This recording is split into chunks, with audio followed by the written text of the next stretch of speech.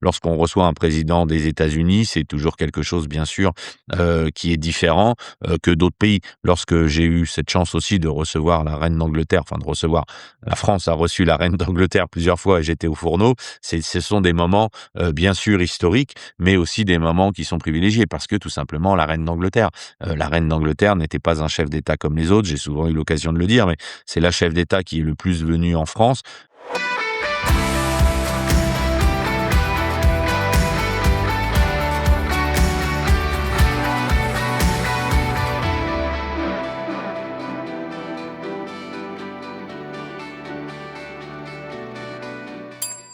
Cet épisode vous est proposé par Muse et je suis ravi de vous en parler parce que c'est un outil que je recommande sincèrement aux hôteliers qui veulent passer à la vitesse supérieure. Muse, c'est la plateforme de gestion hôtelière qui réunit tout ce dont vous avez besoin: PMS, POS, RMS, housekeeping et paiement. L'objectif: automatiser les tâches répétitives à faible valeur pour que vos équipes puissent se concentrer sur ce qui compte vraiment, créer des expériences mémorables pour vos clients. Aujourd'hui, ce sont 15 000 établissements dans 85 pays qui font confiance à Muse. Et ce n'est pas un hasard si Hotel Tech Report les a couronnés meilleurs PMS 3 années de suite et meilleurs POS en 2026. Si vous voulez en savoir plus ou demander une démo, contactez Muse de ma part et bénéficiez d'une offre exclusive. Rendez-vous sur muse.com. Il y a des rencontres qui marquent un parcours. La première fois que j'ai croisé Guillaume Gomez, c'était en Sorbonne, le jour où j'ai reçu, moi aussi, la médaille de meilleur ouvrier de France. Dans cette salle chargée d'histoire, au milieu des cols bleu, blanc, rouge, il incarnait déjà quelque chose de plus grand que la cuisine: la transmission, la République, l'excellence au service du collectif. Guillaume Gomez a été chef des cuisines de l'Élysée pendant plus de 25 ans. Il a cuisiné pour 4 présidents de la République et pour des chefs d'État du monde entier, avant de devenir ambassadeur de la gastronomie française. Autant de sujets que nous allons creuser aujourd'hui. Bonjour Guillaume et bienvenue sur Hospitality Insiders. Bonjour Maxime. Très content qu'on puisse enfin avoir cet échange. Alors, pas dans les meilleures conditions pour moi, et je m'en excuse d'entrée, puisque ma voix est un petit peu enrouée, mais c'est tellement dur de trouver un créneau pour qu'on puisse discuter, toi et moi, que j'ai quand même voulu maintenir. Merci d'être présent aujourd'hui, Guillaume. Désolé pour toi et ravi d'être, face à toi. Écoute, ce qui est difficile quand on a un profil comme le tien, c'est que je ne sais pas vraiment par quel angle attaquer. Il y en a énormément. Il y a beaucoup, beaucoup de sujets que j'avais envie de creuser. Moi, je te propose qu'on rentre d'entrée dans le vif du sujet. Tu verras, on va dérouler le fil. Par la suite, on va parler gastronomie, gastronomie française, diplomatie. Tu as servi des présidents, des chefs d'État, des délégations du monde entier. À quel moment est-ce que toi, tu as compris que tu faisais pas que de la cuisine, mais peut-être aussi de la diplomatie?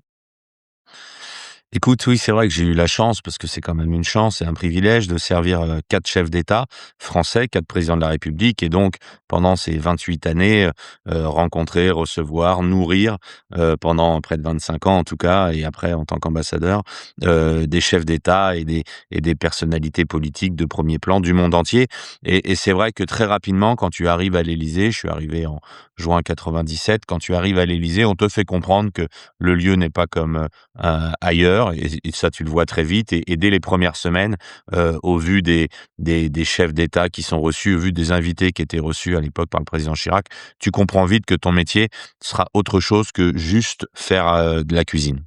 Ouais, complètement. Concrètement, il se joue quoi autour d'un dîner d'État? On s'imagine, peut-être on fantasme, mais c'est quoi les enjeux? Bah, les enjeux sont multiples. Déjà, il faut bien sûr que ça se passe bien.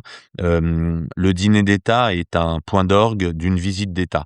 C'est-à-dire que, le dîner d'État vient, clore ou pas forcément d'ailleurs parce que ça peut se faire au milieu de la visite, mais souvent ça vient clore une visite d'État, donc un chef d'État, un chef de gouvernement qui est reçu, par la France avec, tout ce que la France peut faire de meilleur. Ça va de la chasse aérienne qui peut l'accueillir dans l'espace aérien jusqu'à la garde républicaine qui l'accompagne, la musique et le dîner à l'Élysée, bien sûr, c'est la coordination de différents services pour faire en sorte que ce dîner se passe bien. Donc, c'est tout simplement la France qui reçoit, c'est tout simplement, le meilleur des savoir-faire français que l'on met en avant, des arts de la table, les arts décoratifs, la restauration bien sûr, mais pas que, et c'est l'importance de montrer, à un autre chef d'État, que l'on prend soin de lui, à partir du moment où il est reçu, par la France et donc c'est la France qui rayonne, c'est la France qui brille, c'est la France qui reçoit. Mmh, tu dois avoir des dizaines d'anecdotes, mais tu en as peut-être une ou 2 que tu as envie de partager, tu vois, d'un repas, heu, qui avait vraiment un très gros enjeu ou peut-être qui, toi, t'a beaucoup marqué? Oui, alors normalement, je dis normalement puisque protocolairement, on fait pas de différence entre une visite d'État et une autre visite d'État. C'est Bien sûr. protocolairement ce qu'il y a de plus haut et le la logique souhaiterait que lorsqu'on accueille un chef d'État, on n'y accorde pas une importance particulière en fonction du pays. Après, bien évidemment, dans la réalité, c'est pas comme ça que ça se passe. Il y a des pays avec qui on a, plus de, on va dire d'acquaintance, de connexion, d'historique, de passé, qui fait que cela reste bien sûr des moments, plus fort, plus important. Lorsqu'on reçoit un président des États-Unis, c'est toujours quelque chose, bien sûr, qui est différent, que d'autres pays. Lorsque j'ai eu cette chance aussi de recevoir la reine d'Angleterre, enfin de recevoir, la France a reçu la reine d'Angleterre plusieurs fois et j'étais au fourneau. Ce sont des moments, bien sûr historiques, mais aussi des moments qui sont privilégiés parce que tout simplement la reine d'Angleterre n'était pas un chef d'État comme les autres. J'ai souvent eu l'occasion de le dire, mais c'est la chef d'État qui est le plus venue en France de par la durée de son mandat, de René Coty jusqu'à Emmanuel Macron. Elle a connu, tous les chefs d'État de la Ve République et même avant puisque René Coty, c'est la quatrième, mais elle a vu naître cette Ve République et donc, elle était en plus, vraiment une, grande, fervente de la gastronomie française, du foie gras français, des produits français, des vins français. Donc pour nous, c'est sûr que c'est quelque chose, qui est plaisant et qui était, à chaque fois un moment particulier et quand je suis arrivé à l'Élysée en tant qu'appelé du contingent, c'était déjà, le dîner ou les rencontres qui étaient, particulières. Celle de la reine d'Angleterre et donc forcément, bah, ça a continué et jusque malheureusement, son départ où maintenant, quand le roi d'Angleterre vient en France, bah, il est reçu avec les honneurs bien évidemment, mais je sais que ce n'est pas la même pression, les mêmes enjeux que lorsque l'on recevait la reine d'Angleterre qui était la chef d'État qui avait été reçue le plus souvent en France. Bien sûr. On a déjà un petit peu parlé de l'Élysée, je sais pas si tu le sais, mais on a eu, Stéphane Guénot ici. Donc on a parlé, de la partie, argenterie notamment et organisation du service. Je renvoie les insiders qui ont envie de creuser ça parce que je pense que ça fera un peu écho à cet épisode. Mais j'aimerais bien, que tu nous représentes l'image. Est-ce que toi, par exemple, en tant que chef, tu passes en salle comme ça se fait parfois dans certains restaurants gastronomiques? Ou est-ce que, comme tu dis, tu restes vraiment au fourneau pour que, ce qui se passe entre chefs d'État reste, entre eux autour de la table?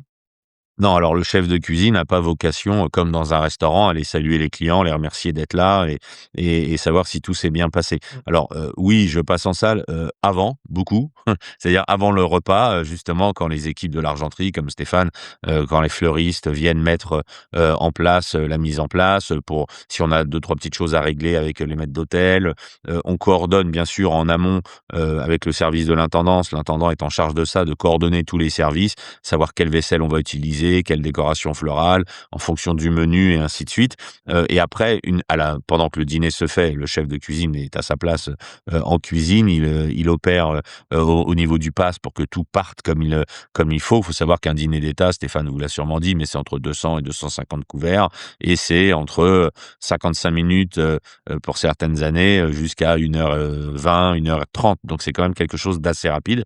Et ensuite, en tant que chef de cuisine, j'étais à disposition du chef de l'État, du président de la République, si le président de la République souhaite tout simplement vous remercier, vous présenter, à l'invité, ou avoir un temps d'échange avec vous. S'il ne le souhaite pas, bah, vous restez à votre place et puis, voilà. Ouais, ouais. Ici, tu es vraiment sur un podcast, d'hôtelier restaurateur, hein, donc on peut y aller sur le jargon et sur l'organisation.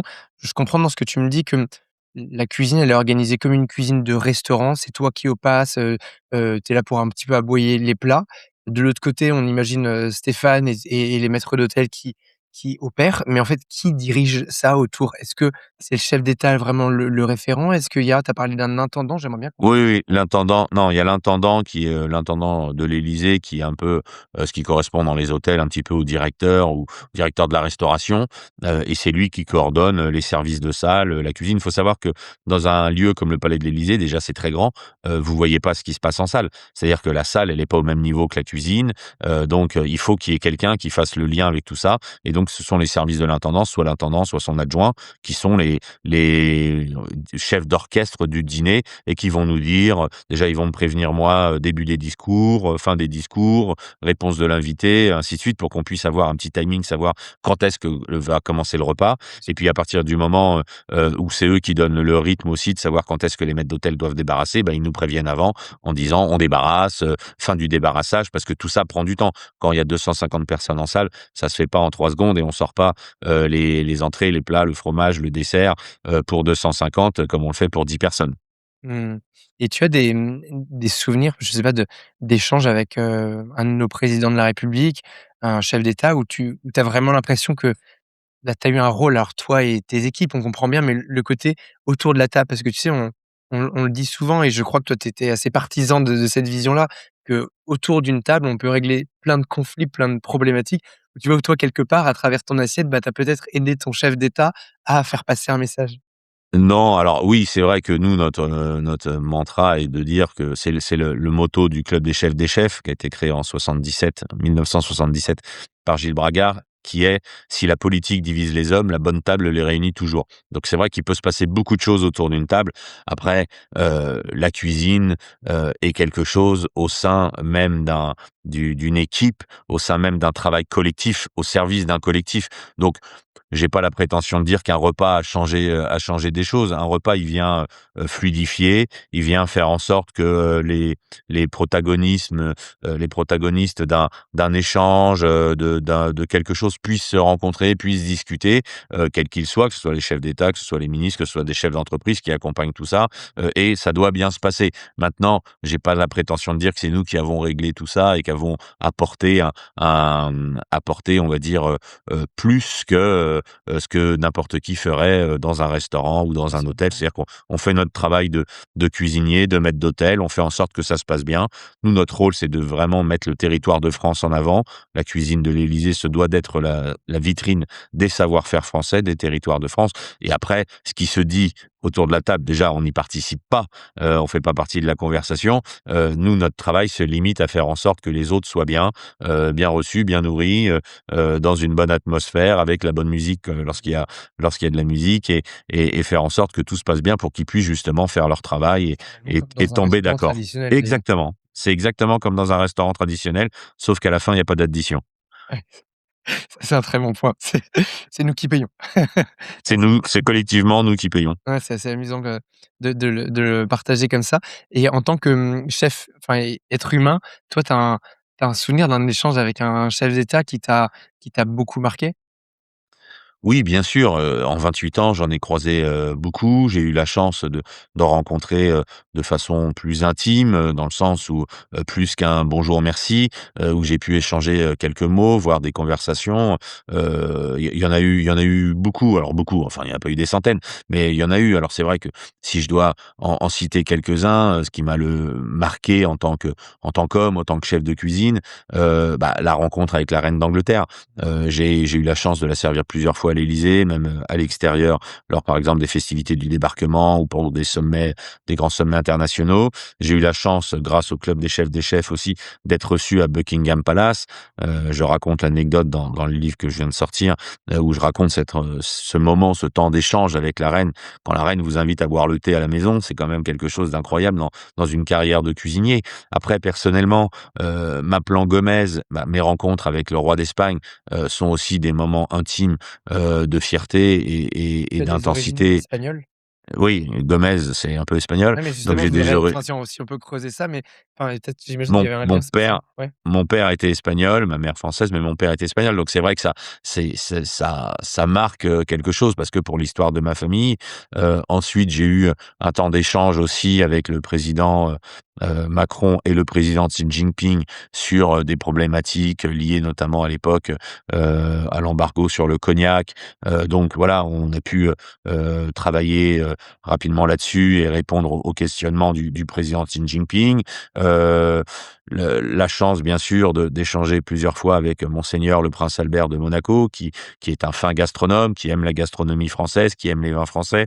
Donc, vous êtes la personne avec qui il a envie de parler, lorsqu'il y a à la fin du dîner. Donc c'est voilà, ce sont des moments et je pourrais en citer beaucoup, les présidents américains que j'ai pu rencontrer, ainsi de suite. Ce sont des moments bien sûr privilégiés. On se rend compte de la chance qui est la nôtre quand on vit par notre travail, par, la mission qui est la nôtre, des moments exceptionnels que ne vivent pas le commun des chefs de cuisine quand vous êtes chef de cuisine. Complètement.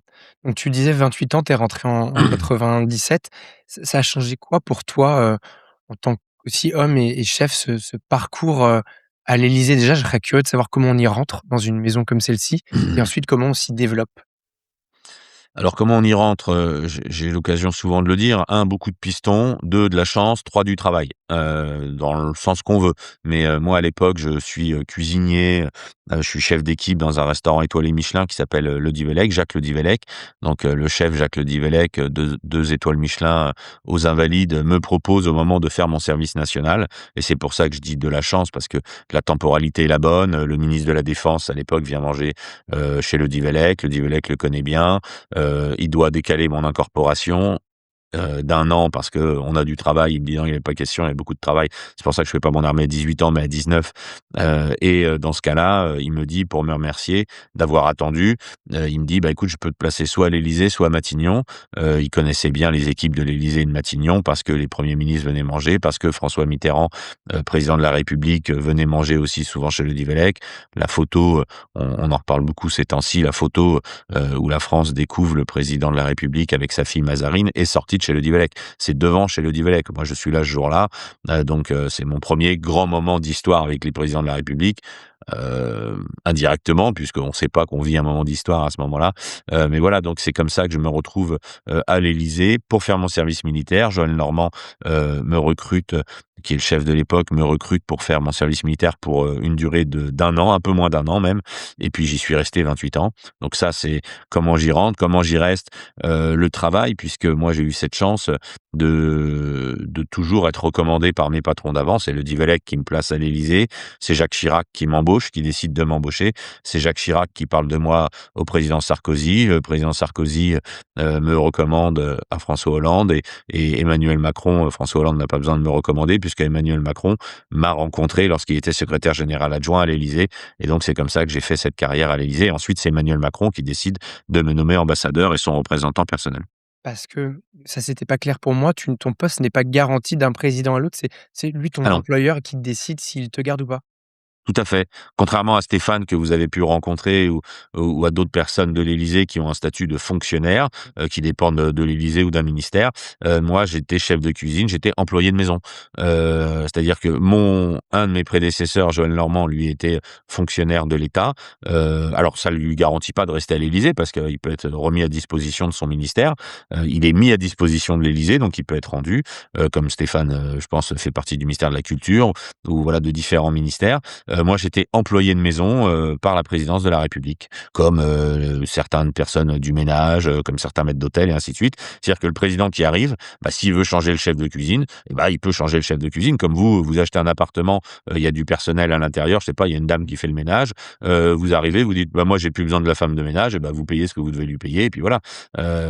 Comme dans un restaurant, avec quand il y a du personnel, quand vous arrivez, vous êtes pas obligé de le garder. Donc moi, j'étais employé de maison et j'ai eu ce statut-là pendant, bah, les 27, 5 ans, où je suis resté à l'Élysée. Il y a pas du tout cette subtilité, en effet, elle est importante.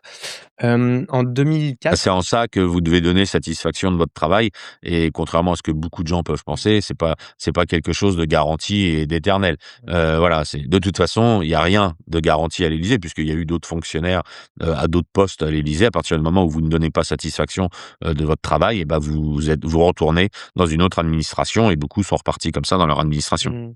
C'est ce que tu disais tout à l'heure, hein, un peu de piston au début, beaucoup de travail probablement après aussi pour, se maintenir et continuer de se Et la développer, se chance réinventer.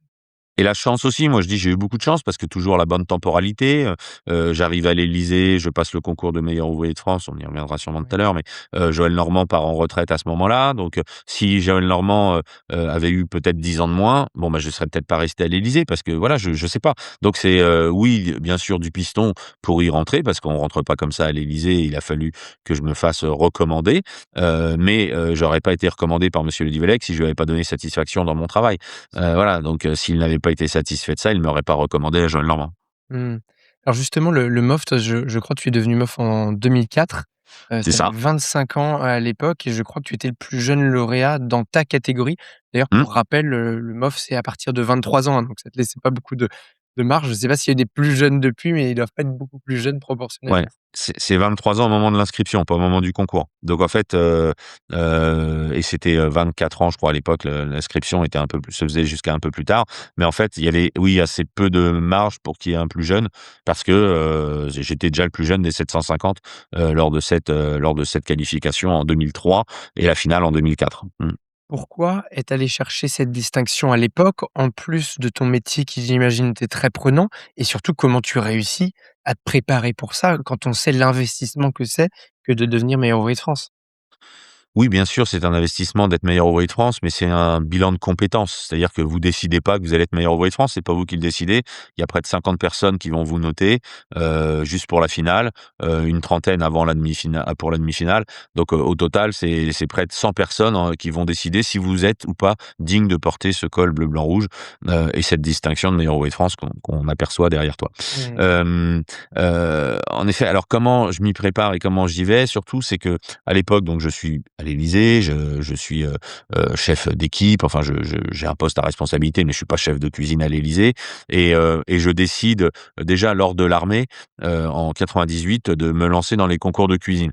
Moi je suis quelqu'un qui jamais ne s'est contenté, des fauteuils un peu confortables et des chemins tracés et donc du coup, je me rends compte au bout d'un an d'armée, un peu moins d'un an d'armée, que, bah, c'est un peu confort quand même. C'est-à-dire que en effet, on a des possibilités, on est dans une grande cuisine, il y a une très belle brigade, j'ai des appelés du contingent qui viennent de tous les restaurants de France, donc c'est comme si, quand vous avez une quinzaine de jeunes qui viennent des 3 étoiles, des 2 étoiles, c'est comme si vous faisiez des stages dans toutes ces maisons-là. Les gars arrivent de chez Paco, de chez Ducasse, de chez Robuchon, on échange des recettes, on échange les techniques, on travaille ensemble. Donc vraiment, je progresse énormément et j'ai l'impression de faire un bond de géant en avant, mais je m'en contente pas et donc je dis, à Joël Normand, qui lui est meilleur ouvrier de France: «Chef, bah, j'aimerais bien, faire des concours de cuisine». La seule problématique que je rencontre, c'est que j'ai 20 ans, et en fait, il y a très peu de concours de cuisine. Soit ils sont réservés aux scolaires, donc à ceux qui sont en bac ou enfin en scolarisés, soit c'est à partir de 25 ans. Entre, en fait, entre le moment où vous sortez de votre scolarité et jusqu'à 21 ou 24 ou 25 ans, vous avez très peu de concours de cuisine, à l'époque. Maintenant, ça a un peu changé, ils ont réduit ça, mais à l'époque, à 20 ans, il y avait, quasiment pas de concours de cuisine et un jour, on reçoit une demande des maîtres cuisiniers de France, le président était alsacien, Monsieur Schillinger, et il envoie à Joël Normand, comme il doit envoyer à tous les maîtres cuisiniers de France, comme quoi il y a un concours qui se passe à Strasbourg et qui est, où il y a pas d'âge. En fait, sur leur règlement, ils ont pas mis d'âge, pas d'âge minimum, qui est réservé aux jeunes chefs. C'est marqué, ça s'appelle le concours national du jeune chef et donc c'est réservé aux jeunes chefs, mais il y a pas d'âge. Donc je décide de m'inscrire, je fais ce concours, 1er concours, première victoire. Je vous fais court, hein, je vous raconte pas tout le concours, mais c'est en plusieurs étapes, donc je vais 2 fois à Strasbourg, pour faire le concours, sélection et puis la finale et je remporte le concours. Donc trophée national du jeune chef en mars 98 et donc c'est vrai que c'est assez facile, d'accueillir une victoire. C'est ce que je dis aux jeunes quand ils préparent les concours. Le plus dur, ça reste quand même l'échec, hein. C'est pas enfin Complètement. ça là-dessus, il y a pas besoin d'avoir fait de longues études pour comprendre ça. Mais j'aime du coup cette ambiance des concours, j'aime du coup cette fraternité qui se crée au sein même du concours. Je rencontre, des chefs de cuisine qui sont aujourd'hui des copains, Johan Chapuis, ainsi de suite, avec qui je fais le concours. Et donc je décide de continuer sur cette voie. Donc je continue les concours avec, des résultats, 2e, 3e, 4e, de mémoire, j'en regagne pas, je crois. Non, j'en regagne pas. Je fais des podiums, enfin, mais je prends autant de plaisir et puis j'apprends beaucoup. J'apprends beaucoup de cette école du concours, même en faisant 2e, même en faisant 3e. J'ai jamais, l'amertume que j'ai pu rencontrer, chez d'autres candidats, pendant les concours Ouais. où les gars étaient pas moi je partais du principe qu'à partir du moment où j'étais pas le premier, c'est que j'avais pas été le meilleur. J'avais déjà gagné un Je fais quand concours. même, pardon, cette parenthèse, mais c'est un bon message aussi à faire passer. Moi, je le dis souvent, il faut savoir pourquoi est-ce qu'on fait un concours, l'état d'esprit dans lequel on y va et prendre les leçons de nos échecs ou nos défaites. Exactement. Je trouve qu'on apprend Et énormément, et d'ailleurs, on apprend plus quand on finit, ouais, mais bien 2e sûr. ou 3e que premier. Bien sûr et donc tout ça pour dire que moi, ça m'a énormément servi pour le meilleur ouvrier de France parce que toutes les petites erreurs ou grandes erreurs que vous pouvez faire pendant un concours, bah, en fait, si vous analysez et si vous avez l'humilité de comprendre ça et d'aller parler avec les gens qui vous expliquent vos échecs, bah, en fait, vous les ferez plus jamais ces erreurs et donc moi, ça m'a énormément servi et c'est pendant les concours où, même si je faisais 2e ou 3e que des chefs venaient me voir en me disant, «Vraiment, vous avez fait un très beau travail». Bon, moi, je pensais dans ma tête: «Bah, pas assez beau, sinon je serais premier mais après tout, c'est qu'il y en avait un qui était meilleur, hein. Et d'ailleurs, j'ai retrouvé, dans les concours, j'ai retrouvé, des chefs qui après seront meilleurs ouvriers de France. Mmh. Qui et donc il y avait une certaine logique aussi à ce que je termine derrière un chef qui, je me souviens du concours du Coq Saint-Honoré où Gilles Reynard termine devant moi et on se retrouve en finale du meilleur ouvrier de France. C'est le chef de chez Paul Bocuse et il est aujourd'hui meilleur ouvrier de France. Donc il y avait pas de côté illogique à ce que aux places que j'occupais. Mais en tout cas, ça m'a fait progresser et ce sont les chefs pendant les concours qui m'ont dit un jour: «Vous devriez tenter le concours de meilleur ouvrier de France. Vous devriez tenter le concours de meilleur ouvrier de France». Ils sont toujours, et je le sais, en recherche de jeunes qui s'inscrivent au concours de meilleur ouvrier de France et comme dans ma stratégie, on va dire de carrière, oui, j'avais l'intention d'aller un jour au concours de meilleur ouvrier de France. J'avais l'intention de le faire. J'avais rencontré, Joël Normand, bien sûr. J'avais rencontré Jean-Jacques Massé. J'avais rencontré Jean-François Lemercier. J'avais pu rencontrer Joël Robuchon. J'avais rencontré, Monsieur Barbier. Enfin, j'avais rencontré énormément, de meilleurs ouvriers de France durant ma courte carrière, hein. J'avais 10 ans de métier à l'époque. Du coup, je m'étais dit: «Oui, j'irai». Donc, à force qu'ils me disent: «Tu devrais t'inscrire», et ben, je me suis inscrit pour aller voir au départ ce que c'était. Je croyais tellement pas que j'allais aller même en finale et obtenir ce titre de meilleur ouvrier de France la première fois que je dois être le seul gars qui, pendant son concours de meilleur ouvrier de France, était inscrit à d'autres concours. C'est-à-dire qu'entre ma demi-finale qui est à l'automne 2023, et ma finale en janvier 2024, je suis allé faire un concours aux Gualtiero Marchesi Awards à Milan pour représenter la France et c'est sur place que j'apprends que je suis en finale du meilleur ouvrier de France. Génial. Heu et j'étais ensuite inscrit à 2 autres concours, le trophée Henri Huc, fin janvier 2024 que je n'ai pas pu faire, où j'ai envoyé celui qui deviendra mon second plus tard, qui a eu, 2 jours pour se préparer, le pauvre. Bon, il fait 2e, ce qui est pas une mauvaise place vu le temps qu'il a eu pour se préparer. Je lui ai donné Merced, je lui ai tout donné parce que les organisateurs du concours se retrouvaient du coup avec, un poste vide. Il était trop tard pour refaire une sélection, et le concours de cuisine artistique, la sélection française du Bocuse d'Or, que je n'ai pas pu faire à l'époque parce qu'à l'époque la sélection était fermée aux meilleurs ouvriers de France. Je ferai changer ça plus tard.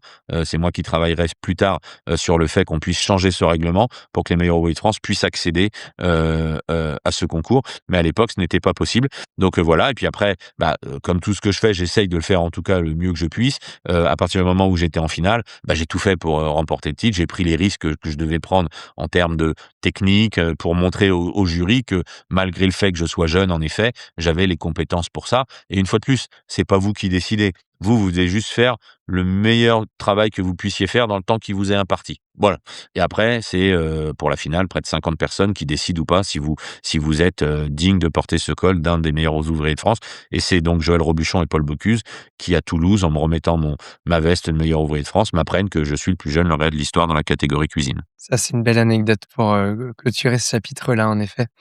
Avance rapide dans le temps jusqu'à, aujourd'hui, tu es ambassadeur de la gastronomie française. Je veux bien que tu nous racontes déjà ce choix de quitter l'Élysée et ce poste d'ambassadeur, comment ça ce que ça représente et aussi est-ce que ça existait avant? Non. Alors, pour raconter tout ça, donc moi, je rentre à l'Élysée en 97, je vous l'ai dit, je dois rester 1 an. Joël Normand, à l'époque, qui m'accueille, lui, a commencé sa carrière sous le général de Gaulle. Moi, quand il me parle de ça, j'essaye de compter, je dis: «Mais que ça fait combien de temps qu'il est là, le général de Gaulle? Il doit avoir la cuisine en noir et blanc». À l'époque, moi, je suis jeune, j'ai 19 ans, je veux voyager, je veux voir des choses. À l'époque, en juin 97, je n'ai jamais pris l'avion de ma vie. Je connais rien du monde, j'ai envie de découvrir tout ça. Je me dis: «C'est pas possible de rester aussi longtemps dans une maison». Voilà. Le temps passe, les concours, je passe, sous-chef, puis chef de cuisine, les responsabilités, et donc un jour on se retourne et ça fait, 20 ans qu'on est à l'Élysée. Je suis passé d'appeler du contingent à chef de cuisine. Je suis pas resté j'ai pas stagné, je suis pas resté au même poste. J'ai servi 4 présidents, mais déjà dans ma tête commence à trotter l'idée que, je vais pas faire ma carrière ici. Et la décision, je me souviens très clairement de cette prise de décision, alors en étapes, mais de me dire: «Il va falloir que je bouge». C'est que quand je suis chef de cuisine, bah, j'embauche des jeunes, des commis, je reçois des stagiaires, j'embauche des commis, des apprentis, et je me souviens très bien de l'embauche d'un jeune, où quand, je suis avec lui, je parle, je regarde son CV, je regarde tout ça, je me fais la réflexion qu'il est né en 2001 ou 2002. Enfin, il est né dans les années 2000. Et et donc je lui dis, «Bah, vous savez, moi je suis arrivé ici, j'étais Il est plus pas jeune né. j'étais plus jeune que vous, je suis arrivé ici en juin 97, le président était Jacques Chirac». Et je vois dans ses yeux qu'il était lui aussi en train de calculer. Jacques Chirac, pour lui, c'était la préhistoire. Et en fait, je me retrouvais à l'inverse de ce que j'avais ressenti lorsque moi je m'étais retrouvé face à Joël Normand. Et donc le jeune, je l'embauche d'ailleurs, hein, c'est un jeune, qui a été commis après à l'Élysée.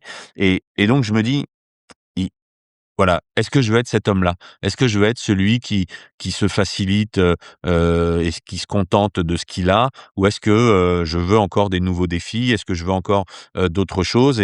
Et moi, il y a un mot que j'aime bien, c'est le mot congruence, ou donc c'est faire ce qu'on pense, penser ce qu'on dit, et dire ce qu'on fait. En gros, être en accord avec soi-même. et et je me dis, voilà, c'est bien beau de donner des leçons, de parler aux jeunes, de leur expliquer qu'il faut jamais se contenter de ce qu'on a, de pas se contenter des soupes tièdes et ainsi de suite. Et puis toi, de manger ta soupe tiède. Donc c'est ce jour-là où je prends la décision, pas de partir n'importe comment et pas de faire n'importe quoi, mais de me dire: «Il va falloir que je fasse autre chose de ma vie». Donc le président Macron arrive comme président de la République et je lui dis, j'ai 20 ans de maison à l'époque, 25 ans de maison, non 20 ans de maison. Ouais, j'ai 20 ans de maison quand il arrive, un peu plus, 21 ans de maison. Et je lui dis: «Voilà, monsieur le président, quand je ne sais pas, mais on va devoir réfléchir à ma succession parce que je vais partir». Alors il me dit: «Il en est pas question». Je lui dis: «Écoutez, je vous demande pas autorisation, je vous Ouais. explique que je vais partir. À demain». Il me dit: «On va faire beaucoup de choses sur la gastronomie, je compte sur vous». Et c'est vrai, on a fait plein de choses sur la gastronomie, mais il prend conscience en effet que, j'arrive au bout d'une histoire personnelle avec, l'Élysée, et que j'ai pas choisi ce statut de fonctionnaire, j'ai rien contre, mais si j'avais voulu, faire carrière, j'aurais fait différemment. Je l'ai pas souhaité, rien ne me destinait à rester, aussi longtemps à l'Élysée. Le titre de meilleur ouvrier de France, la demande de Jacques Chirac, je vais faire une minute, pub, j'ai sorti un livre où je raconte justement tout ça. Donc je vous in Parlez parce tout que je pense tout que c'est, important voilà, à tout le mentionner. parcours est tout le parcours est retracé dedans, dont cette fameuse journée où Jacques Chirac me demande de rester.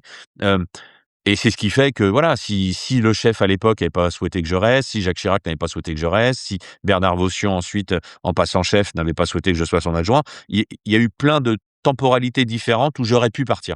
Et là, en fait, fallait pas que une fois de plus, moi, il y a une petite phrase que j'aime bien, c'est: «Agir pour pas subir». Donc il suffisait pas que j'attende qu'on me demande de partir, un jour, un président qui serait arrivé en me disant: «Bah non, on veut changer parce que, je sais pas pourquoi, on veut autre chose, ou on veut plus de cuisine», ou peu importe, ou tout simplement on fait plus de repas d'État et ainsi de suite. Et puis donc il aurait fallu que je parte. Donc moi j'aime aussi être maître de ma vie et de mes décisions, et donc je prends la décision de partir. Pas tout de suite, j'explique au président qu'à la fin du mandat ou avant la fin du mandat, je serai parti. De là, on démarre le mandat, on fait beaucoup de choses sur la gastronomie, c'est vrai. Le président reçoit les chefs, à l'Élysée. Il se déplace, au CIRA à Lyon, qui est le plus grand salon au monde. Il assiste à la compétition du Bocuse d'or, à la coupe du monde de pâtisserie. Il reçoit les Bocuse d'or à l'Élysée, il reçoit les champions du monde de pâtisserie, il reçoit les World Skills, il reçoit les meilleurs apprentis de France, il reçoit beaucoup de gens qui font pour la gastronomie, nos producteurs, les artisans. Beaucoup de séquences sont montées autour de la gastronomie. Le Covid éclate. Bon, bah, là, le Covid éclate, c'est le Covid, c'est la guerre, tout le monde est à son poste. L'idée que je parte pour l'instant est plus d'actualité parce que je dois répondre à la mission et à l'urgence qui est celle de la gestion du Covid. Et pendant le Covid, j'avais parlé avec le président un petit peu avant le Covid, peut-être de mes ambitions et de ce que je voulais faire, et je lui avais parlé du relais à l'international, le fait de voilà, de pouvoir, représenter la France à l'international et le rayonnement de cette gastronomie pour servir l'attractivité. On est la première destination touristique au monde, c'est un pan important de notre économie. Le tourisme, la restauration, c'est 100 milliards d'euros chaque année de chiffre d'affaires pour la France. Donc c'est quelque chose d'essentiel à notre écosystème aujourd'hui et donc on parle de ça, le Covid éclate et pendant le Covid, il voit les interactions que je peux avoir avec, toutes les corporations, que ce soit les syndicats agricoles, les producteurs, du travail des sols jusqu'à la méthanisation des déchets. Le réseau qui est le mien de 25 ans, de chef de cuisine, de, d'engagement aussi avec différentes associations qui travaillent sur différents sujets. Des jeunes que j'ai vus démarrer, il y a 25 ans qui aujourd'hui sont responsables, ainsi de suite, même ambassadeurs et autres et donc en fait, pendant le Covid, il me dit, «C'est là que j'ai besoin de toi, c'est là que j'ai besoin de vous, sur ce rôle-là de j'ai besoin d'un représentant, personnel auprès de tous ces acteurs de la gastronomie et de l'alimentation».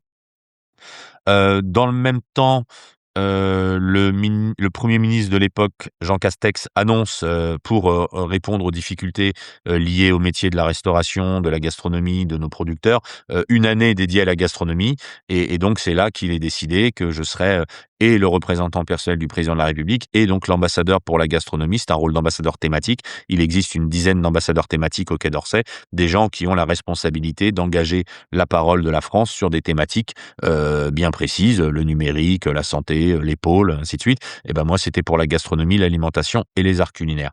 Et donc, je dis OK au président pour cette mission et je lui dis, 3 ans.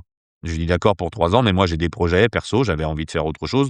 Donc, il me propose, il me dit à l'époque: «Non, mais si vous avez besoin de temps, on peut vous aménager du temps en tant que chef de cuisine». Puis je lui dis: «Il faut pas un chef à 50 il faut un chef à 200 Donc je suis pas parti de l'Élysée pour avoir plus de temps, parce que d'ailleurs beaucoup étaient étonnés lors de mon parcours en tant que représentant du président de la République et ambassadeur, que je travaille autant, que je m'implique, voilà, que sur beaucoup d'événements, que j'ai pu parcourir le monde et ainsi de suite. Mais je leur ai dit: «Attendez, je suis pas parti pour me reposer ou partir à la pêche». Donc je me suis impliqué dans ce rôle-là à 200 aussi. Oui, j'ai travaillé des semaines entières, des mois, ainsi de suite, mais c'était parce que c'est ma façon de fonctionner et qu'à partir du moment où ça s'enchaîne et je dis pas que c'est la bonne méthode, mais en tout cas c'était la mienne. J'essayais autant que faire se peut de répondre présent à chaque fois qu'on me sollicitait et c'est vrai que ça fait une masse de travail qui est importante et c'est pour ça que je sais que, je n'aurais pas pu le faire pendant des années. Donc j'avais dit 3 ans au président, j'avais en charge les grands événements internationaux, coupe du monde de rugby et jeux olympiques, la partie, qu'on appelle en bon français foot vision, hein, pas l'organisation de ces événements, mais de faire en sorte que pendant ces événements, quand le focus et la lumière est sur la France, qu'on puisse mettre en avant notre modèle alimentaire, les circuits courts, le local, le bio, la production, nos appellations d'origine et ainsi de suite.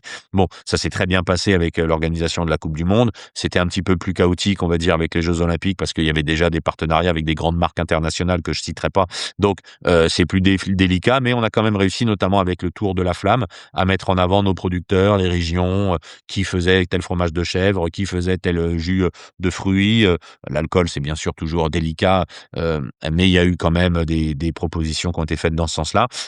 Et donc, je suis arrivé au bout d'une histoire aussi, au bout de 3 ans et demi. Ça, voilà, j'avais dit: «Écoutez, on a dit 3 ans» et depuis janvier 2025, je suis à mon compte et j'ai un cabinet où je fais du conseil, dans les sujets qui sont les miens, à savoir d'une alimentation plus engagée, et d'essayer de faire changer les choses et aller les choses dans le bon sens avec les valeurs que je porte depuis près de 30 ans dans ce métier.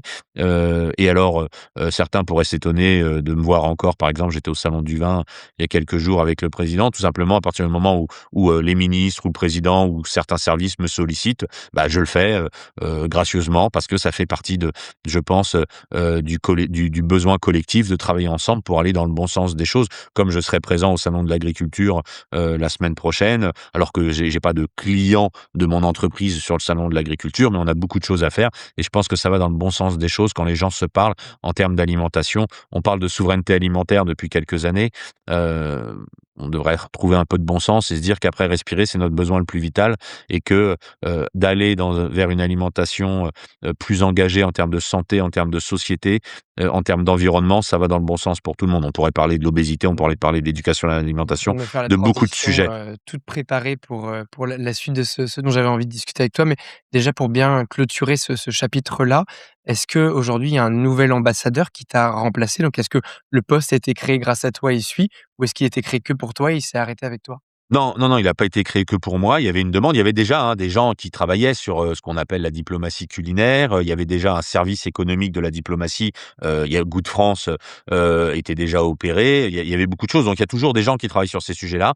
Il y a pas, à mon sens, aujourd'hui, depuis 1 an, je n'ai pas été remplacé à tutti personne dans le sens où le président n'a pas nommé un représentant personnel. Je sais que le Quai d'Orsay a, donné la charge à un ambassadeur, Laurent Stefanini, qui aime, la gastronomie, qui a été le chef du protocole, qui connaît tous ces sujets-là par cœur. Il a la charge aujourd'hui de porter, en tout cas, la voix du Quai d'Orsay, sur les sujets de la gastronomie. Mais, pour l'instant, il n'y a pas quelqu'un qui a été, j'espère, hein, moi je le demande et je l'attends. J'ai même fait des propositions, depuis 1 an dans ce sens, plusieurs fois au président de la République. C'est une décision qui ne revient qu'au président de la République et c'est à lui de la prendre.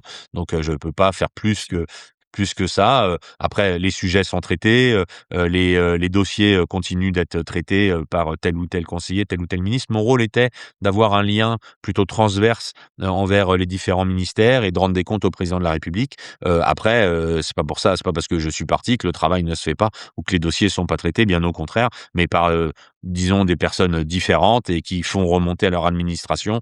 Voilà, donc c'est et j'espère que dans le futur, ce poste d'ambassadeur thématique sera, pleinement occupé, soit par quelqu'un du Quai d'Orsay, soit par quelqu'un de la société civile, comme c'était le cas et comme c'est souvent le cas dans les ambassadeurs thématiques. Ouais, Il y a dans les ambassadeurs thématiques, il doit y avoir, peut-être 30 qui sont des diplomates de carrière. Les autres sont issus de la société civile en spécificité avec la domaine. mention, qui est le domaine qui est de compétence qui est le leur. Mmh. Ouais, bien sûr.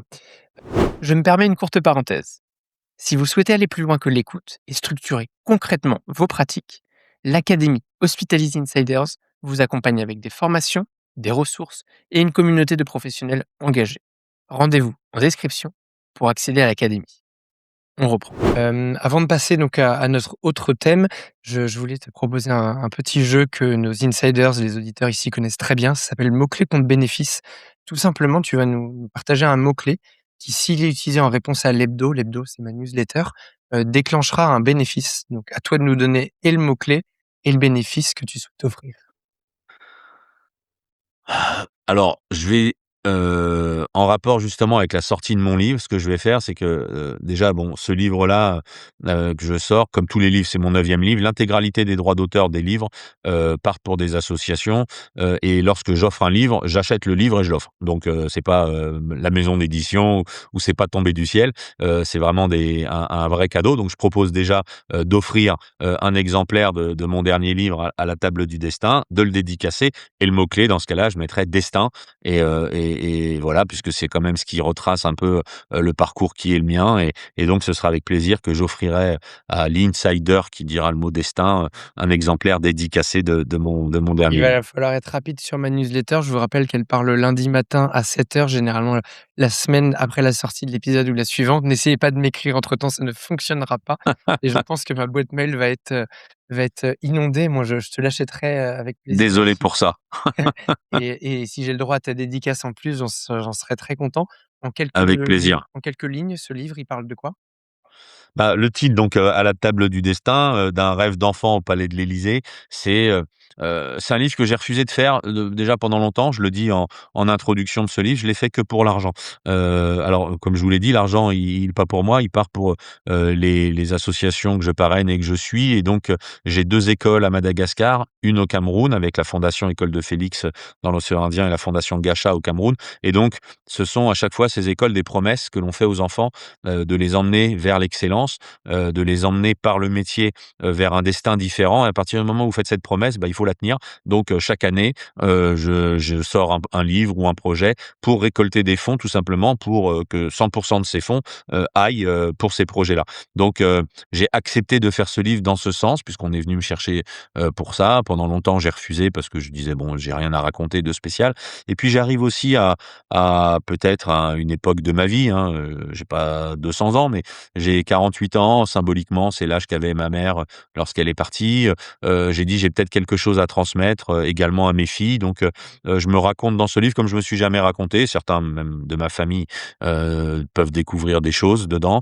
Des amis très proches, ne connaissaient pas forcément mon passé. Les gens d'ailleurs, j'ai des retours, les gens qui me disent: «Ah mais on savait pas ça de votre vie». C'est pas du Zola, c'est juste la vie d'un gamin, qui est né à Paris, qui a grandi en banlieue et qui a eu un destin. Rien ne me prédestinait à être le collaborateur du président de la République, rien ne me prédestinait à être l'un des plus proches, des 4 derniers chefs d'État, puisque quand vous êtes son chef de cuisine, il a besoin de vous plusieurs fois par jour.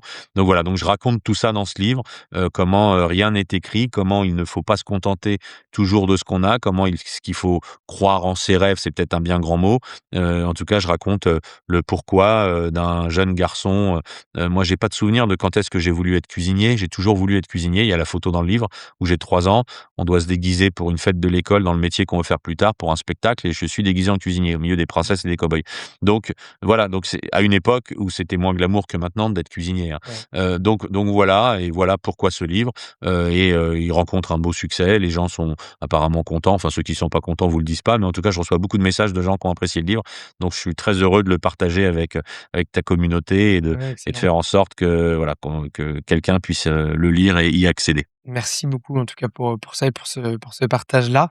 L'autre grande thématique que je voulais aborder avec toi, donc c'était le futur de notre gastronomie. Tu as un petit peu introduit ça. Je te pose déjà cette question, est-ce que selon toi la gastronomie française aujourd'hui est encore le leader dans le monde? Oui, si je dois répondre très simplement, pourquoi? On se pose toujours, bien sûr, des questions, on s'interroge toujours, savoir où en est notre gastronomie. C'est une question d'ailleurs très française, parce que pour les autres pays du monde, il y a pas de sujet. C'est-à-dire qu'il y a des très bonnes gastronomies partout dans le monde, on mange très bien, il y a des gastronomies qui sont très innovantes, très performantes, très, dynamique. Je pense à la gastronomie italienne qu'on trouve partout, la gastronomie japonaise également, la gastronomie asiatique, si on prend plus large, la gastronomie, également du Maghreb, celle du Moyen-Orient. Il y a des chefs, des gastronomies, il y a des chefs israéliens aujourd'hui, qu'on trouve, partout dans le monde. Ottolenghi est l'un des plus grands vendeurs de livres, personne ne le connaissait il y a 15 ans. Donc bien évidemment, il se passe des choses. Mais moi qui rencontre tous ces chefs-là, moi qui parcours le monde, à chaque fois que vous leur demandez, pour eux, il y a pas de sujet. La première et la meilleure gastronomie au monde, c'est la gastronomie française. C'est exactement la même chose dans le domaine du vin. Il y a des très bons vins partout dans le monde. Quand vous interrogez le vigneron, son modèle, son cap, c'est la France. Heu, s'il fait du vin blanc, c'est des chardonnays, de Bourgogne, c'est les grands vins de Bourgogne, ainsi de suite. S'il fait du vin rouge, c'est du Bordeaux, du Languedoc. Il vous cite toujours, il y a aucun vigneron américain qui vous dit: «Bah, je veux ressembler à des vins, sud-africains ou sud-américains». Il vous cite toujours les vins français et c'est comme ça partout dans le monde. Donc oui, cette hégémonie naturelle de la gastronomie française et de nos arts de la table, de la façon de servir, de notre vignoble, de nos fromagers, de nos boulangers, de tous nos artisans des métiers de bouche, les bouchers, la découpe bouchère française est une spécificité. Oui, ça reste aujourd'hui, quelque chose, si ce n'est leader, quelque chose d'emblématique dans le monde, dans l'univers de la gastronomie. Donc par contre, c'est pas pour ça qu'il faut, s'endormir, c'est pas pour ça qu'il faut pas s'intéresser à ce qui se passe ailleurs, c'est pas pour ça qu'il faut pas évoluer et c'est pas pour ça qu'il faut, se contenter de sa couronne de laurier, bien évidemment. On est challengé, si on prend, l'aspect économique, les Italiens sont passés devant nous en termes d'exportation de produits, alimentaires, agroalimentaires. Donc il faut s'interroger, se poser les bonnes questions, bien évidemment. C'est-à-dire que, à la réponse, la réponse à la question, je veux dire, la réponse est oui aujourd'hui. Est-ce que ce sera le cas dans 10 ans, dans 15 ans, dans 50 ans si on change rien? Je ne le sais pas. C'est quoi nos grands, challenges et les menaces pour notre gastronomie? Tu as un peu suggéré tout à l'heure la souveraineté alimentaire. J'imagine que ça fait partie de la réponse, mais il y a probablement plein d'autres choses que tu as envie de développer. Oui, moi alors c'est un des combats que je mène depuis de nombreuses années, depuis près de 20 ans, c'est l'éducation à l'alimentation. Ouais. L'éducation à l'alimentation avec notamment des cours d'alimentation, de cuisine, on peut appeler ça comme on veut, dès le plus jeune âge, obligatoire à l'école. Tout simplement alors j'entends que oui, est-ce que c'est le rôle de l'école? Mais qui va faire ça? Combien ça va coûter? Heu, j Moi je fais juste un constat. Je pense qu'il faut avoir l'humilité. Ça fait, 40 ans qu'on fait des semaines du goût dans les écoles. Ça fait 30 ans que j'y participe. on n'aurait pas aujourd'hui 18 des moins de 21 ans obèses si ça fonctionnait. Le coût de cette obésité, je vous invite à lire le rapport de l'Institut Montaigne auquel j'ai participé. Le coût de cette obésité, de ces maladies donc diabète, cholestérol liés à la mauvaise alimentation avec, ce qu'ils appellent les petits à côté, ce que ça coûte, c'est 125 milliards d'euros. 125 milliards d'euros. Quand le débat aujourd'hui, il est de trouver 40 milliards sur le budget, quand le débat, il est de savoir à quel âge on va partir à la retraite, c'est surtout qui va cotiser et dans quelle santé, dans quel état de santé nous arriverons à ces retraites. Aujourd'hui, 18 des jeunes filles de moins de 21 ans sont obèses, 17 des jeunes garçons, 30 de la population adulte est obèse, 50 de la population est en surpoids. C'est-à-dire que c'est pas une lubie de chef de cuisine que de dire tout le monde doit cuisiner. C'est pas pour en faire des chefs de cuisine, c'est pour en faire tout simplement des meilleurs consommateurs et c'est un effet sociétal important. On arrive au bout d'une histoire, si on change pas les choses, ça va être plus que catastrophique. C'est-à-dire qu'on ne pourra pas, réimpacter cet impact, économique, dans la société. Si aujourd'hui le sujet des retraites est là, ça va être quoi dans 10 ans si on a encore 20 18 de la population qui ne travaille pas, et qui ne cotisera pas?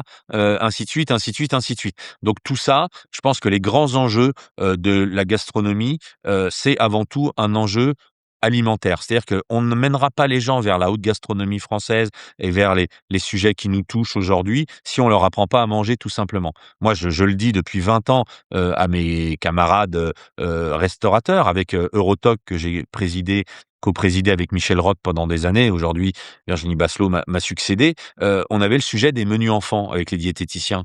À quel moment vous décidez que dans un menu enfant, c'est des nuggets ou de la pizza? Vous étonnez pas si après, les jeunes adultes de 20 ans, bah, ils continuent d'aller manger des nuggets et des pizzas. Si quand ils accompagnent leurs parents au restaurant, vous leur faites pas un mini plat, découvrir des saveurs, découvrir donc c'est tout ça l'éducation à l'alimentation. C'est le bon sens, c'est la saisonnalité, c'est les beaux produits. À quoi ça sert de dire à nos producteurs, à nos artisans: «Faites des beaux produits», si personne les mange? Ils ont une réalité économique, donc ils doivent aujourd'hui répondre à la demande. Donc c'est à nous de faire en sorte et quand je dis nous, c'est collectivement. C'est on peut à chaque fois moi, c'est ce que je dis sur ce débat qui anime aujourd'hui de l'éducation à l'alimentation. Je dis: «Il est plus temps de chercher, les fautifs. C'est collectivement qu'on est fautif. Bien sûr. On a mené le résultat, il est là.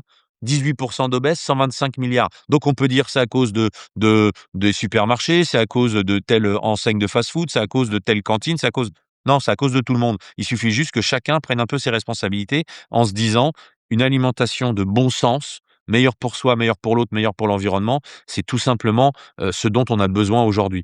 Alors je vais pas vous empêcher de boire du café parce qu'on n'en produit pas à côté, mais si c'est l'ensemble de votre alimentation qui est importée, si c'est l'ensemble de votre alimentation qui est trop grasse, trop sucrée, si c'est l'ensemble de votre alimentation, de votre prise quotidienne qui est ultra transformée, et ben, il y a un problème. Voilà, il y a un problème pour vous, pour votre santé, pour l'autre et pour l'environnement. Complètement et tu donnes des mots-clés que j'ai quand même un petit peu envie d'élargir aussi. Tu parles d'écologie, tu as parlé d'agriculture. Est-ce que ça aussi, c'est des problématiques, dont tu as envie de prendre un peu à bras le corps et quel message tu aurais envie de faire passer autour de ça?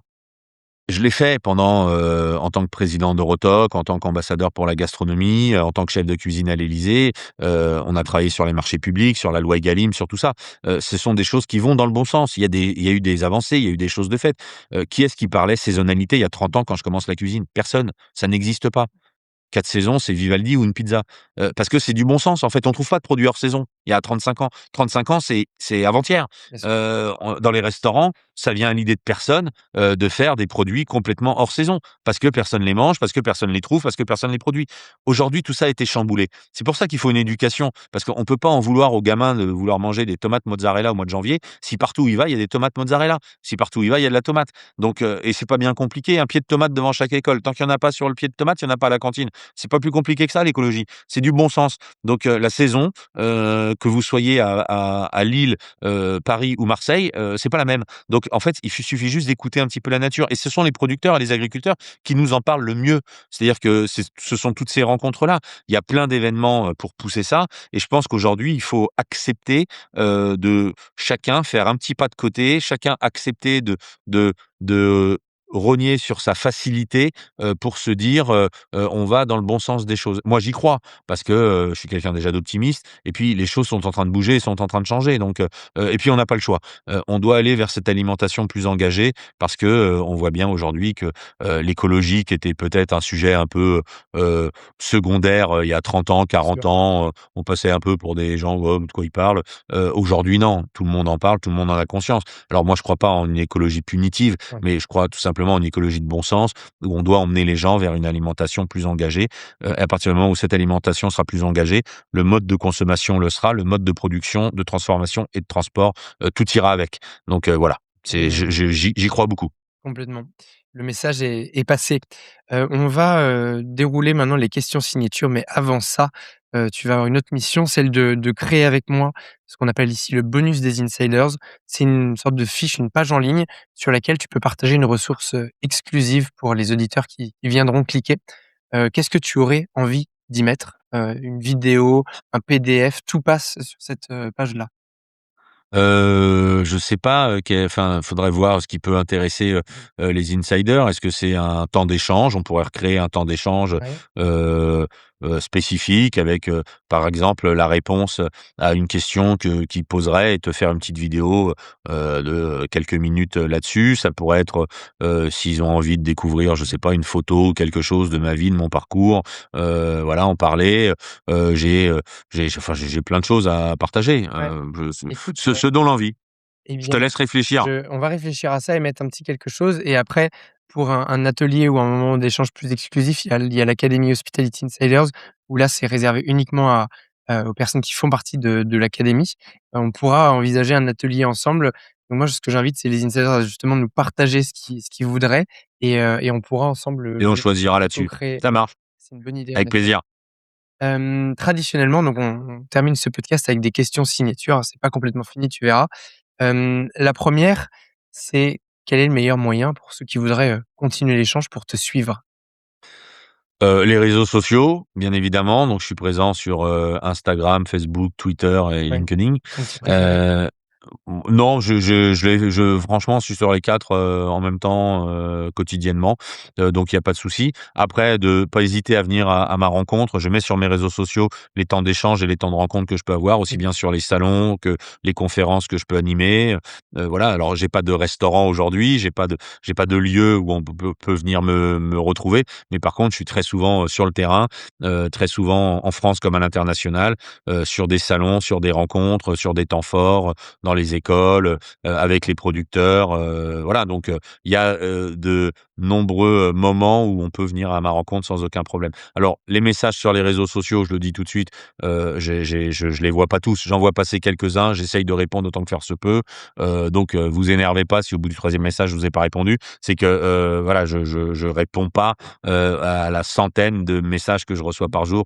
Si je peux Tout partager moi mon retour, j'ai moi-même eu du mal à t'avoir. Oui, C'est parce que si je le vois pas, c'est pas que je veux pas répondre, c'est qu'il y a des messageries déjà, sur lesquelles je vais pas et ensuite je vois pas je poste quotidiennement quelque chose sur les réseaux. Ceux qui me suivent sur les réseaux le savent. Tous les jours, je poste quelque chose, une actu, un mot d'humeur, quoi que ce soit. Donc je vois pas non plus toutes les réponses parce que sinon j'y passerais des heures, et je vois pas tous les messages parce que sinon aussi j'y passerais des heures et qu'accessoirement, j'ai quand même du travail. Mmh. Donc voilà, mais par contre, dès que je rencontre des gens, sur les salons, dans les rencontres, sur les concours et ainsi de suite, avec plaisir d'échanger. Alors j'ai pas non plus, 2 heures à consacrer à chacun parce que, bah, voilà, faut mais en tout cas, j'échange toujours. Je suis porte-parole de l'ANAF, de l'Association nationale des apprentis de France. J'étais la semaine dernière à l'EPMT, aux journées portes ouvertes. J'y suis resté, de 9 heures le matin jusqu'à 13 heures. Donc voilà, il y a des temps où je peux échanger avec les gens et aussi, souvent à l'international sur les différents salons, les différentes manifestations où là, on a un peu plus de temps aussi. Mmh, tout à fait. Et je Ouais. serai, je sais pas quand sera diffusé ton podcast, mais je serai par exemple au salon de l'agriculture quasiment toute la semaine. Parfait, très bien. Nous, notre épisode devrait sortir, au mois de mars. Ah bah, Hem, ce sera terminé. Ce sera Donc terminé. j'étais au salon de l'agriculture toute la semaine et j'aurais pu vous rencontrer. Et il y aura plein d'autres, occasions, mais voilà, c'est important en effet de Mais sur les réseaux sociaux, il y a mon actualité. J'annonce toujours quand je fais une signature dans une librairie, quand je fais enfin voilà, quand je fais des ouais. choses, je On l'annonce toujours sur précisait mes bien que réseaux vous sociaux. venez, suite à l'écoute de l'épisode de Bien Speaking sûr. Insiders, comme ça, tu pourras, traquer un petit peu tout ça. Tu nous as dit tout à l'heure que tu avais, 48 ans. Je te propose un voyage dans le futur. qu'est-ce que tu auras accompli d'ici 10 ans? D'ici 10 ans, bah, déjà professionnellement, puisque je suis un jeune chef d'entreprise, j'ai monté une entreprise il y a un peu plus d'un an maintenant. Je viens de faire mon premier bilan, donc bah, dans 10 ans, j'aurai, 11 bilans, donc voilà. Est-ce que mon entreprise s'est bien passée? J'espère que oui. Est-ce que j'aurai réussi à développer ça? J'ouvre aujourd'hui des bureaux et des structures à l'international, donc voilà, j'espère, pouvoir mener à bien, de belles aventures, que la gastronomie rayonne, qu'on ait réussi à remporter quelques combats. Le mot est un peu fort, mais je pense notamment à ce combat de l'éducation à l'alimentation parce que celles et ceux qui pourraient aujourd'hui en bénéficier sont, nos producteurs, nos agriculteurs, tous nos artisans des métiers de bouche et qu'ils soient français ou pas d'ailleurs. C'est-à-dire que là, le sujet, il est pas franco-français, il est international. C'est-à-dire que, moi j'ai copiloté, pour le président de la République cette initiative d'une coalition mondiale de 70 pays pour, comment nourrir 500 millions d'enfants en 2030. L'accès aux cantines scolaires dans des pays où aujourd'hui le modèle même de cantine n'existe pas. Nous alors on peut toujours trouver à redire, mais quand même, lorsque vous avez, un modèle qui, je le rappelle, en France, n'est pas obligatoire. C'est pas un service public, la cantine. C'est vraiment une volonté, qui est faite soit par, les départements, les mairies, les communes, les villes, soit des entreprises privées, qui le décident quand ce sont des écoles, privées, voilà, qui s'autogèrent. Mais en tout cas, c'est un aspect important d'accès à l'alimentation, variée, de saison, autant que faire se peut, et ainsi de suite. Donc c'est quand même une belle évolution, un beau modèle qu'on essaye de dupliquer dans le monde entier parce qu'il y a des endroits dans le monde entier où des enfants n'ont pas de cantine et n'ont pas accès à une alimentation pendant la journée. Donc voilà, donc ce sont tous ces combats-là, parce que tout le monde, en portera les bénéfices d'avoir mis une alimentation, engagée, au service, du bien commun. Ouais, c'est amusant parce que je me retrouve dans ton projet, alors qu'il est pas exactement le même, mais d'avoir à la fois un projet business où tu veux que ton entreprise fonctionne parce que c'est nécessaire, bah, aussi pour ta survie et à la fois un message, et une mission un peu plus grande qui te fait te lever le matin. Tu vois, moi, la mienne, c'est d'améliorer l'attractivité du secteur de l'hôtellerie-restauration, redorer son blason et ce podcast, y participe et au milieu, évidemment, quand il y a 10 bilans, bah, il faut que les 10 bilans soient positifs pour que tu puisses continuer de multiplier les actions et tout simplement d'en vivre. Évidemment. Tu, nous as déjà partagé ton livre, mais est-ce que tu aurais, une recommandation de lecture? Oui, alors moi je lis beaucoup. Alors, en ce moment, alors il y a le livre bien sûr de Gauthier Battistella sur, Paul Bocuse, Bocuse que je vous recommande, parce que c'est, un voyage, dans cet univers que l'on connaît. Quand on connaît Paul Bocuse, si vous voulez, il y a pas de grandes découvertes, il y a des choses qui sont, racontées, mais racontées avec talent, et donc c'est une lecture qui est très agréable. Donc ça, c'est vraiment, le coup de cœur et je le conseille à toutes celles et ceux qui s'intéressent un petit peu à notre vision, à notre modèle, gastronomique, à notre modèle, de gastronomie française, parce que Paul Bocuse a été, aujourd'hui celui qui a porté, la gastronomie française et la France à l'international. Voilà et puis, bah, là, je suis sur les mémoires, du roi Juan Carlos, s'il y a des gens que ça peut intéresser et je démarre un autre livre de Nicolas Estienne d'Or, sur les 7 péchés capitaux. Voilà. Très bien, ça fait plein de sujets divers et variés. Et en Dans fonction des voyages, il y a des livres qui sont plus ou moins gros, qu'on peut emmener Ouais, facilement, dans le train, dans l'avion. Les Mémoires du roi d'Espagne, c'est plus compliqué dans le train. Oui, c'est un peu gros. un peu pesant. Tu as dans cette lignée ou une autre, une citation favorite? Alors j'en ai beaucoup des citations, enfin, j'en cite beaucoup. Hem, J'en ai beaucoup. Il y en a une que j'aime bien d'Oscar Wilde qui est, heu: «On a tous 2 vies et on a tous 2 vies et on s'en rend compte, quand on en a qu'une», Oui, quelque chose la comme ça, je 1re l'ai. commence quand La on première s'en commence, oui, attends, absolument. Tout à l'heure, tu as dit: j'aime «Agir, beaucoup. ne pas subir». D'ailleurs, j'ai adoré Ouais, ceux qui posent la c'est tatouage. pas une citation, c'est un mantra. Oui, C'est au sein d'Eurotoc, on a poussé ça pendant longtemps pour expliquer le travail, qu'on doit faire, notamment avec nos partenaires européens, pour faire changer les choses et pour les faire comprendre. C'est-à-dire que, il suffit pas toujours de critiquer, de la critique, elle peut être constructive et positive, hein, puisqu'elle nous sert à faire le bilan et un état des lieux. Et après, qu'est-ce qu'on fait? Comment est-ce qu'on avance?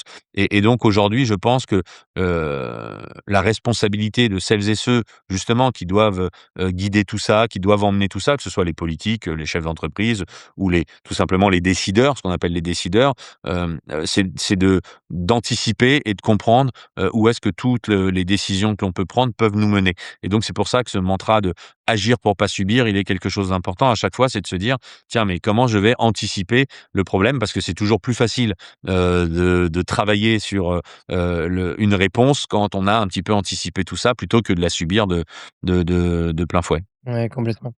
Qui est-ce que tu aimerais voir et entendre invité sur ce podcast?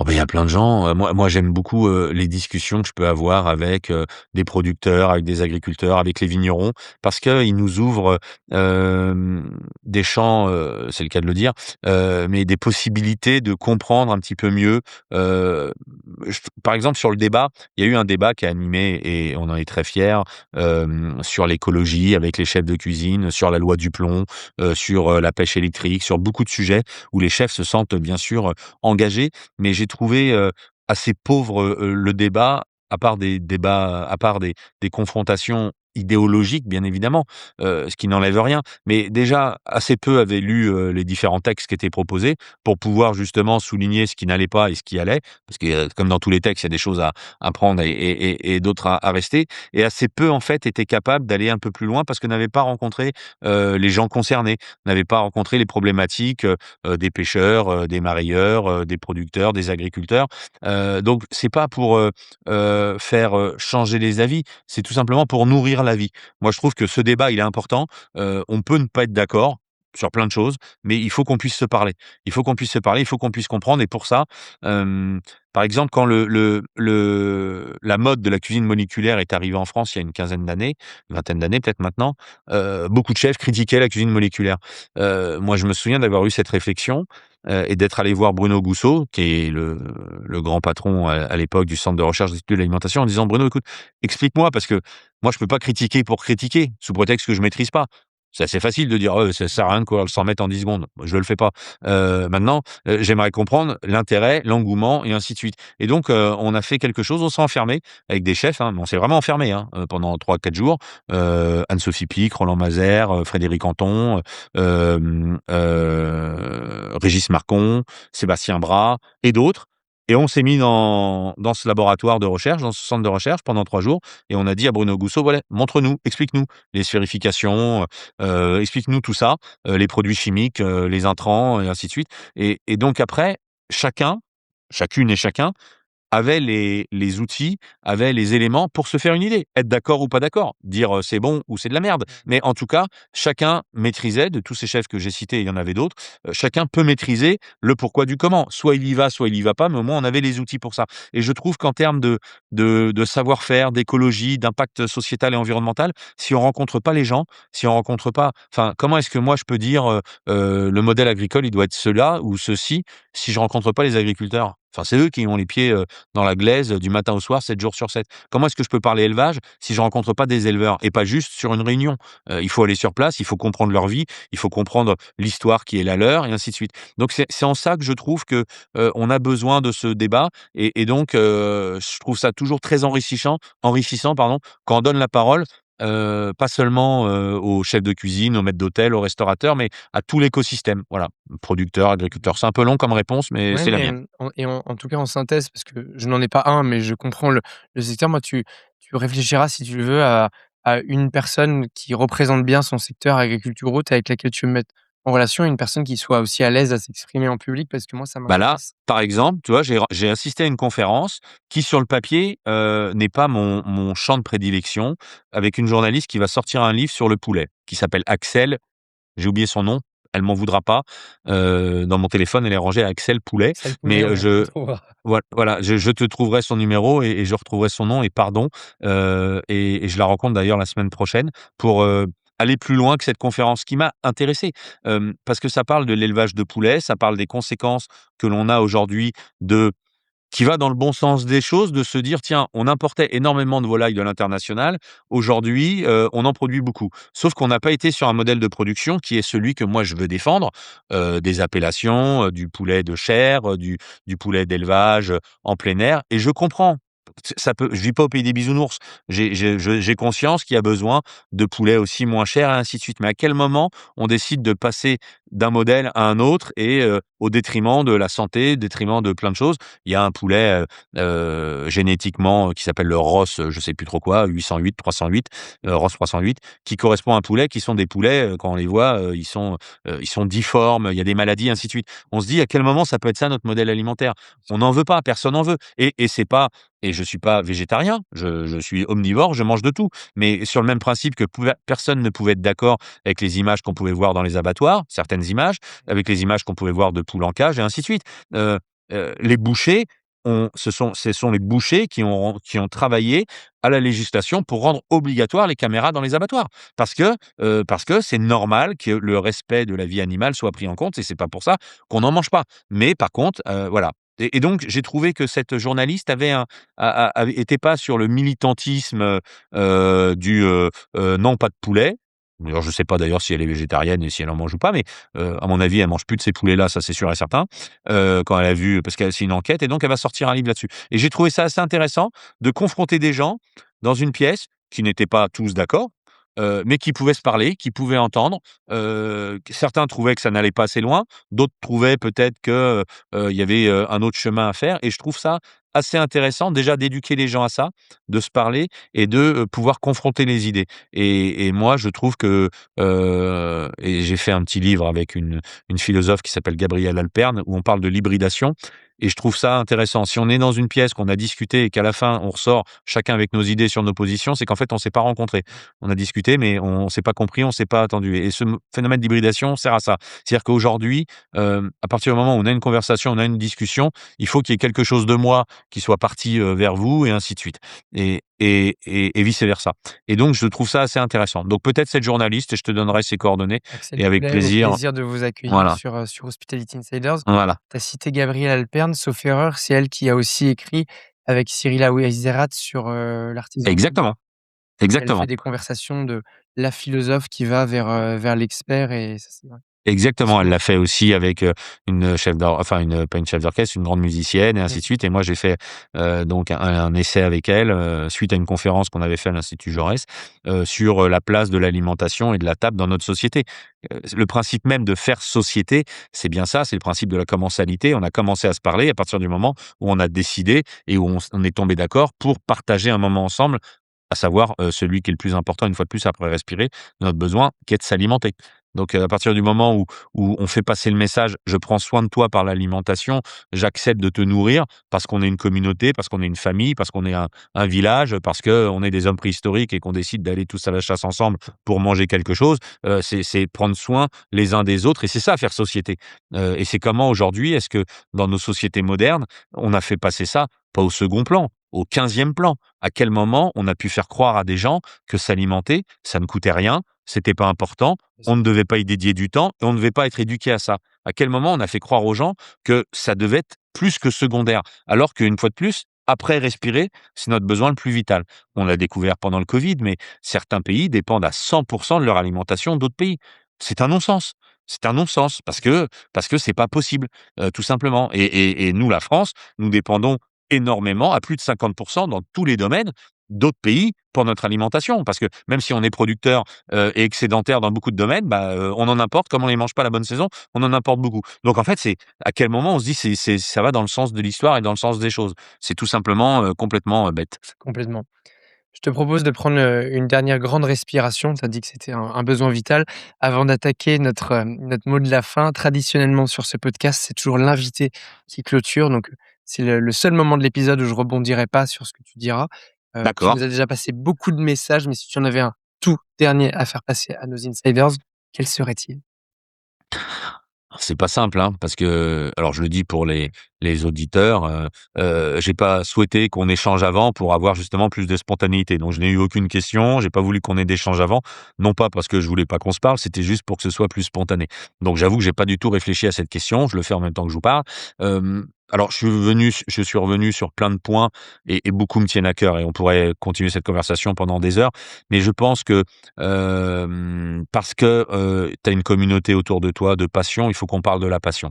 Voilà. J'aimerais parler un petit peu de ça, de la passion, de ce qui nous a menés toi comme moi, à passer ce titre de meilleur ouvrier de France.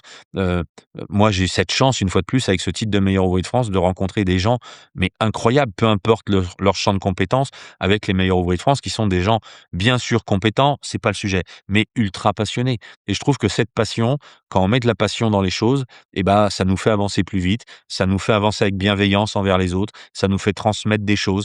Donc je pense que, voilà, ce mot de passion, c'est pas, pareil, une lubie, c'est quelque chose qu'on doit tous mettre dans nos vies, dans nos façons de vivre, dans nos façons d'aimer, dans nos échanges avec les autres, dans nos façons de produire, de consommer. Il faut faire ça, passionnément, parce que je trouve que c'est ce qui nous fait avancer et ce qui peut peut-être nous différencier, des animaux. C'est vraiment la passion, qu'on peut mettre à quand on prend du temps à faire une œuvre, quelle qu'elle soit, une œuvre artistique, un tableau, ça sert à quoi si ce n'est nourrir notre passion et éveiller la passion chez les autres? Et je trouve que dans nos métiers de l'hospitality, c'est vraiment ça. Certains voient nos métiers comme des métiers de servitude, des métiers, où on est, en dessous de quelque chose. C'est pas du tout ça. Ce sont des métiers de gens passionnés et passionnants qui donnent de leur temps, qui prennent de leur temps, pour, s'ouvrir aux autres et prendre soin des autres. Et je trouve que ce mot de passion, voilà, c'est vraiment, l'ADN et le fil conducteur de toutes celles et ceux qui aujourd'hui portent ce titre de meilleur ouvrier de France, et avec tout ce qui en découle, bien évidemment. Si vous avez aimé cette vidéo, vous allez adorer mon livre blanc. J'y ai condensé des dizaines d'épisodes, des centaines de conversations et ma vision d'artisan hôtelier. C'est la quintessence de 20 ans d'expertise à travers mes invités. Pour l'obtenir immédiatement, cliquez sur le lien en description. Notre aventure ensemble ne fait que commencer.